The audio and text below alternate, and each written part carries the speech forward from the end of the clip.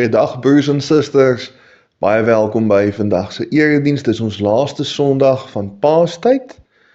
Kom ons vra vir die opgestane Jesus Christus om ons te kom verlig vandag. Ons Here, ons is so dankbaar om voor U te kom kniel vandag en om uit die liefde vir ons een van die wonderlikste beloftes te hoor wat ons kan. Ons vra dat die Heilige Gees self dit in ons harte lewendig sal maak en dat ons hierdie goeie nuus saam met ons sal neem. Amen. Ons lees vandag uit Johannes 14, ons lees vers 15 tot 21 en dis alles op bladsy 127 in die Nuwe Testament. As julle my liefhet, sal julle my gebooie onderhou, en ek sal die Vader vra, en hy sal vir julle 'n ander parakleet gee, sodat hy vir ewig by julle kan wees. Hy is die Gees van die waarheid, wat die wêreld nie kan ontvang nie, omdat die wêreld hom nie sien nie en ook nie ken nie. Julle ken hom egter, omdat hy by julle bly en in julle sal wees. Ek sal julle nie as weeskinders agterlaat nie. Ek kom weer na julle toe. Nog 'n kort tydjie en die wêreld sien my nie meer nie, maar julle sien my, omdat ek leef en julle sal leef. Op daardie dag sal julle weet, ek is in my Vader en julle in my en ek in julle. Wie my gebooie het en dit onderhou, hy is die een wat my liefhet, en wie my liefhet, my Vader sal hom lief hê, en ek sal hom lief hê en myself aan hom bekend maak. Ons lees net tot sover. Mag die Here elkeen seën wat hierdie woord hoor en ook daaraan gehoor gee. Vriende, dis vir ons niks niets om iemand aan die dood af te staan nie. Dis altyd hartseer en dit kan hartverskeurend wees, maar ons aanvaar dit alles deel van die lewe. Dis bitter jammer, maar dis normaal as geliefdes vir al ouer mense tot sterwe kom. Maar dis nie net die dood wat ons van mekaar wegneem nie. Hier in die Karoo het ek die frase leer ken van om iemand lewendig te verloor. Dit verwys 9 uit die 10 keer na egskeiding. Die persoon is nie dood nie, maar hulle is nie meer deel van jou lewe nie. Maar daar's baie ander maniere om mense, so te sê, lewendig te verloor. Dit was vir my altyd verskriklik om vir my oupa Stein te gaan kuier. Want net toe ek besig was om verstand te kry, het hy sy geheue verloor.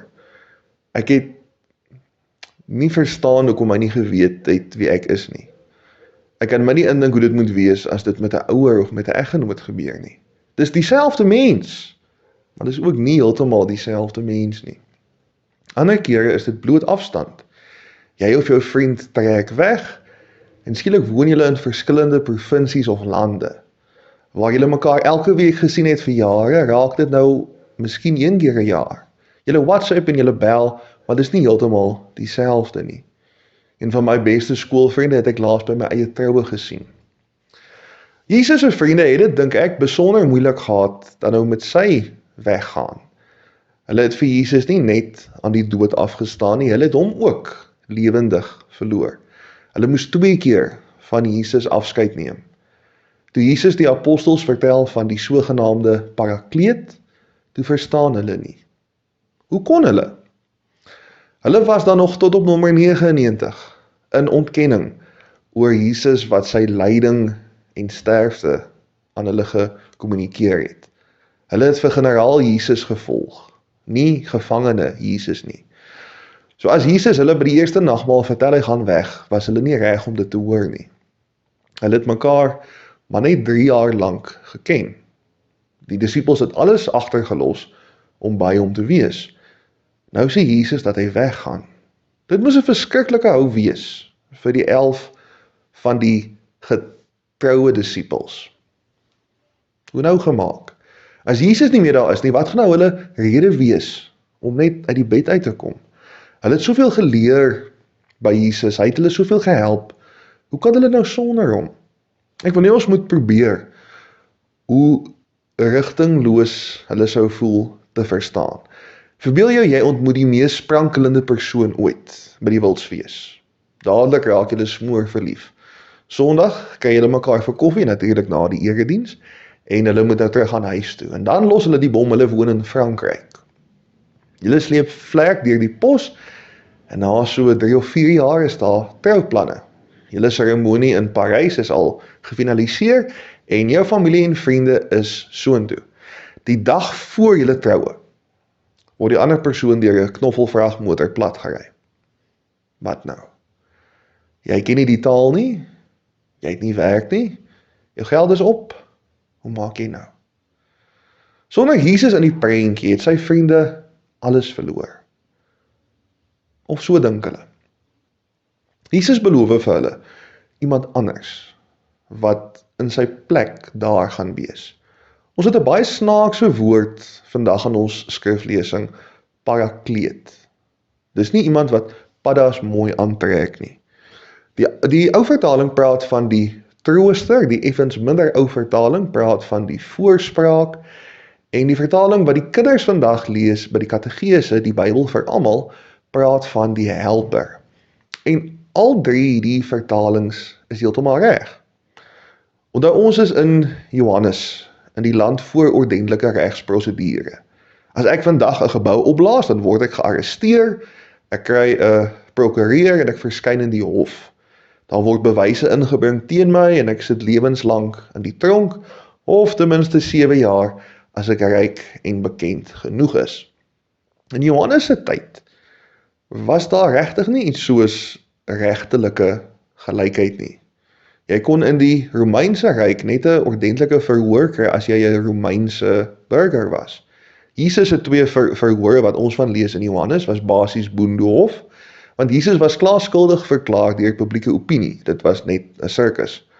'n Parakleet het in die destydse konteks nie net 'n regtelike betekenis gehad nie. Letterlik beteken parakleet iemand wat langs jou geroep word. Daardie vriend van jou wat altyd aan jou kant is, kan beskou word as jou parakleet. As die mense oor jou skinder, is hulle altyd aan jou kant, of hulle nou die storie ken of nie. Daar is selfs enkele kenners wat beweer dat 'n parakleet die soldaat is wat saam met jou veg. Hierdie kenners is in die minderheid, maar dis iets om oor na te dink. Natuurlik dan, as jy jou saak moes verdedig in die openbaar, dan kom jou beste vriend om jou te help. As daar 'n probleem is, moes jy voor die oudstes van die dorp verskyn. Maar dis nie net jou prokureur nie, dis jou vriend. En dis wie Jesus sê die Heilige Gees is. Altyd daar, altyd reg langs ons. Dink net gou hoe bevoorreg is ons om iemand soos die Heilige Gees by ons te kan hê. Veronderstel die Heilige Gees is nie uitgestort nie. Nou moet ons 'n afspraak maak as ons vir Jesus wil sien. Ons sou of kort heen en weer moes vlieg, of ons sou ons werk moes los, ons familie en vriende agterlaat, om agter hom aan te loop. En selfs al kies ons die moeiliker, maar beter opsie, ons loop nou agter Jesus aan, wat dan? Dan moes ons vandag vyslaan tussen miljarde ander Christene om vir Jesus te sien. Dan was ons almal Saggeus wat in die boom klim, net om ietsie van Jesus te beleef. In plaas daarvan het ons iemand wat by ons is. As ons in die erediens, by die wijkbijeenkoms of die Bybelstudie is, dan is die Gees daar. As ons bid, is die Heilige Gees langs ons hoef niks eers te doen nie. Jesus is deur sy Gees binne in ons. Hoe wonderlik is dit nie? En die Heilige Gees is liewer vir ons, as wat ons vir ons eie gesin is. So gepraat van ons eie gesinne, vandag is ook Moedersdag. Vir my, persoonlik is dit 'n redelik onopsigtelike dag. Die katte en die hond onthou daarom gewoonlik om van Anastasia ietsie te kry, en my eie ma is nog met my. So dis lekker. Maar ek besef ook, almal het nie dieselfde verhouding met hulle ma nie, en almal se ma's is ook nie meer hier nie. So ek verstaan dat my ervaring nie almal sin is nie. So kom ons kyk liewer na wat gebeur in die natuur. Ons almal ken die beeld van die moederhen wat haar kuikens uitbroei en wat die kuikens warm hou. Nie net pas sy die eiers op totdat hulle uitbroei nie, sy pas ook die kuikentjies op. Sy maak hulle bymekaar as hulle wegdwaal en sy hou hulle die heeltyd dop. Sy het nie rus nie, want sy moet die heeltyd kyk waarheen hulle nou op pad is. Arendmamas het dit ook nie maklik nie. As die arende uitgebroei word, dan moet sy vir hulle kos gaan soek. Hulle kan nie eers uit die nes uit totdat hulle kan vlieg nie. En dan op 'n dag, as die arende reg is, dan skop sy hulle uit die nes uit. Dis nie om wreed te wees nie, dis hoe hulle leer vlieg. En dan het ons een van die grootste en gevaarlikste mammas in die wêreld, die grysbeer. 70% van beeraanvalle in Noord-Amerika is grysbeer mammas. Breinbere en swartbere is banger vir ons as wat ons vir hulle is, maar hulle sal partykeer nog by mense kom steel. Grysbere vermy mense so ver soos wat hulle kan, behalwe as mense op die kleintjies afkom. Dan waag hierdie mamma alles, want die kleintjies is haar alles. So as Jesus sê hy los sy vriende nie as weeskinders nie, dan is dit wat ek in my kop sien. As ons soos kykens sorg en troos nodig het, dan is die Gees daar by ons. Wanneer ons soos arende leer om ons vlerke te sprei, dan bemagtig die Gees ons. En wanneer ons soos beerwelpies op pad is na gevaar, of gevaar is op pad na ons toe, dan waarsku die Heilige Gees ons. Waar ons iemand soos Jesus nodig het, daar is die Heilige Gees, langs ons, by ons en selfs in ons harte. Ons is op pad na hemelvaart en na Pinkster toe, maar Jesus verwerp ons nooit nie. Hy stuur net iemand anders om na ons te kyk. Amen. Ons Here Jesus, ons is so dankbaar. Ons is so bly oor die gawe van U Gees in ons lewens elke dag. Here, U is altyd daar om ons te troos, om ons te lei, om ons te wys waar U ons wil gebruik. Help ons net om te luister. Want ons weet, ons is nooit alleen nie. Ons is nooit op ons eie nie en daar's altyd ten minste een iemand wat wil hê ons moet floreer. Baie dankie dat ons elkeen U kan ken op 'n baie besondere manier. Dat U vir ons lief genoeg is om tyd in ons harte te spandeer. Here, mag ons luister na U Gees en mag ons U troos,